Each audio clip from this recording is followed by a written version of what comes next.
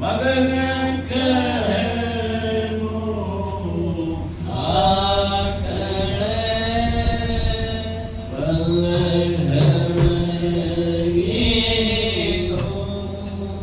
सद्गुरु की प्यारी साथ संगत प्रेम से बोलिए आमीन। हर महीने जो इस क्षेत्र में सत्संग होता है, जो कादमा से और यहाँ तक का क्षेत्र है सतनाड़ी तक, आज का सत्संग खवासी फौजी संघ प्रेम और उसके परिवार की ओर से आप सब आए इसकी संगत करने के लिए। सद्गुरु की दया इस परिवार पे आप सब पे बनी रहे, आप आनंद और खुशहाल रहे, यही सद्गुरु के चरणों में है।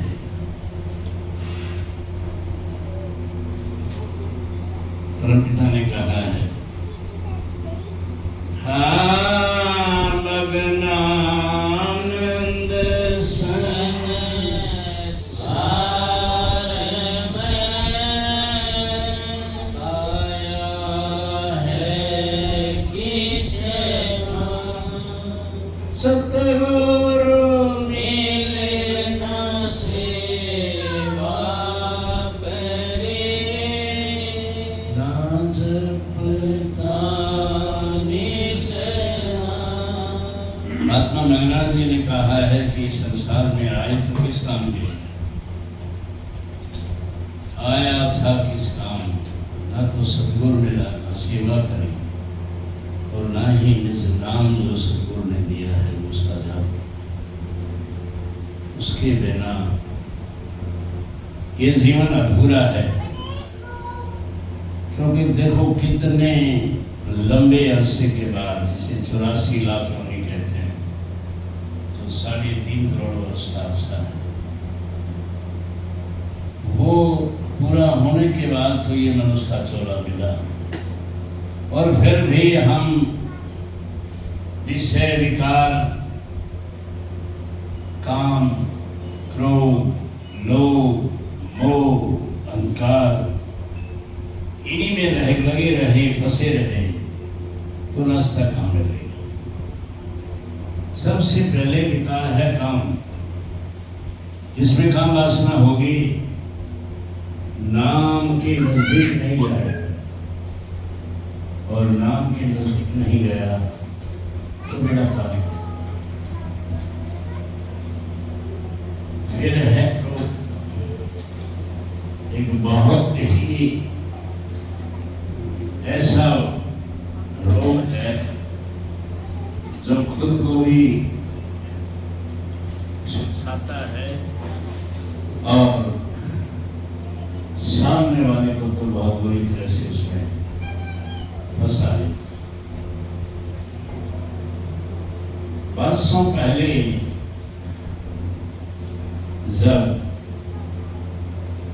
ऋषि मुनियों का समय था, कई कई हजार वर्ष तक किया करते थे, फिर भी क्रोध के विषयभूत होकर शराब दे देते थे और इस तरह दूसरे का बुरा कर देते थे। एक ऋषि हुआ विश्वामित्र, उसके बारे में तो जग जाहिर है कि इतना क्रोधी था कि बात बात पे क्रोध कर लेता था और फिर श्राप देता था।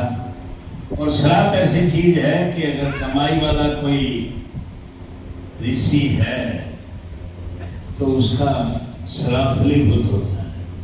किसी का बुरा कर दिया तो बुरा हो जाए। फिर है लोभ। अब लोभ क्या है? वो 99 का फेर है। कोई भी जीव है वो इस चक्कर में पड़ गया तो 99 के बाद 1000, लाख, करोड़, अरब, खरब कोई सीमा नहीं, उसी में ही लगा रहे।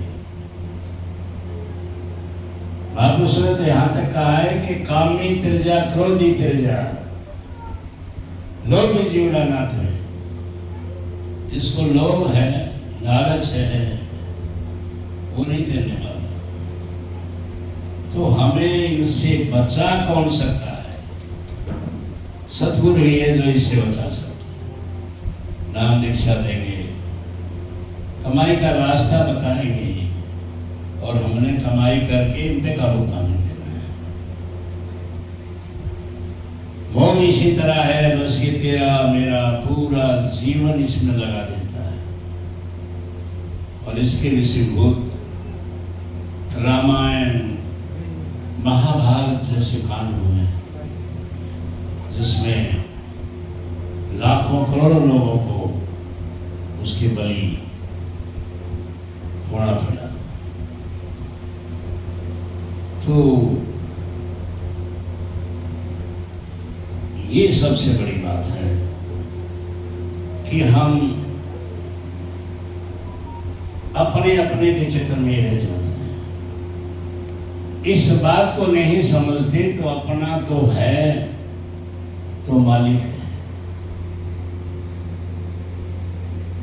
महापुरुष कहते हैं कि माता पिता मिल जाएंगे, 184 माँ। सबसे पहले तो हम माता पिता को ही समझते हैं, पूछते हैं, लेकिन संत महात्मा कहते हैं कि 184 में कुछ भी योनि में जाओगे तो माता पिता मिल जाएंगे।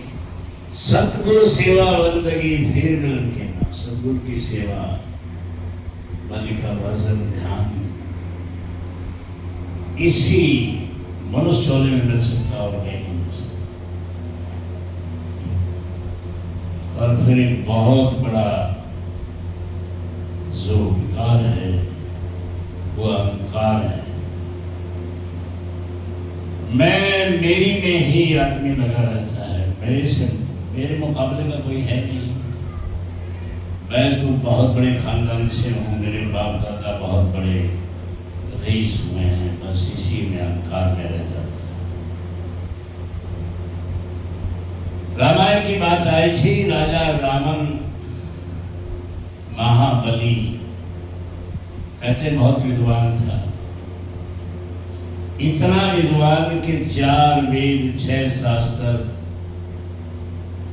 18 पुराण सबका ज्ञाता था। इनको जानने वाले तो बहुत लोग हैं, लेकिन वो कहते हैं उनका टीकाकार था, व्याख्या करने वाला था कि किस जगह क्या श्लोक है और उसका क्या मतलब निकलता है, वो जानता था। इतना विद्वान था, जवान था ही। उस अवस्था में किसी को कुछ समझता ही नहीं था। और हनुमान का भी मुकाबला नहीं। सोने की लंका कहते हैं उसकी थी, हर चीज सोने की हुआ करती थी। आज तो किसी को कुछ जीवन बनवाने लग जाना वो तो पसीने आ जाते हैं। उसका तो सारा कुछ सोने का था। हुआ क्या? सोने की लंका जल के खाक हो। हनुमान ने अपनी पूंछ से जो उसको रस्सी कपड़े बांध रखे थे उसमें और उसको आग लगा दी थी, उसी से उसने जलाकर उसको खा लिया। तो इतना कुछ होते हुए भी राम को राम ही नहीं समझा, दुनिया जिसे भगवान कहती है, और इसके कारण वो राम के हाथों मारा गया। चलते महाभारत का समय आया तो धृतराष्ट्र बहुत अच्छे राजा हुए। हाँ, दुर्भाग्य था उनका कि आंखों से अंधे थे, लेकिन उसकी सहभागिनी भी आंखों पर पट्टी रची थी कि मेरा पति अंधा है तो मैं भी दुनिया को नहीं देखूं। कोई भी उसके पास चला गया तो उसका भला करता था, बुरा नहीं करता था। लेकिन कहते हैं भले के बुरा होता है, मिट जाता है वंश, हिरण्य उसके प्रहलाद हुए उग्रसेन के कंस। तो विधि का विधान है, भला है उसके बुरे होंगे ही होंगे, बुरा है उसके भले हों। तो दुर्योधन पैदा हुआ जिससे इतना अहंकार था कि परिवार में 5 पांडव थे,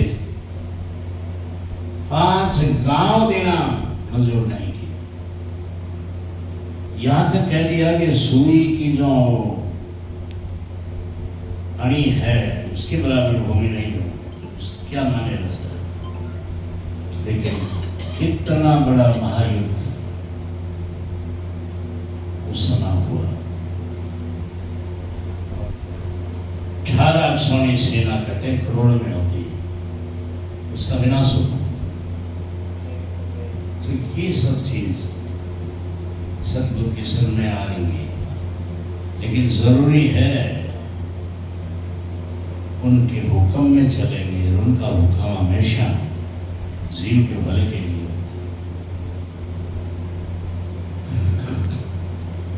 तो हमें अपने गुरुओं के उपदेश पे, उनके वचन पे चलना है, ध्यान देना। फिर उस गुरु पिताजी साहब ने कहा है, पिता नल संसार में रूठा है नोरा, जिनको सतगुरु मिलेंगे जागी पूर्व। पिता ने इसीलिए हमें बहुत मार्मिक संदेश दिया है शब्द के माध्यम से। वो है हाँ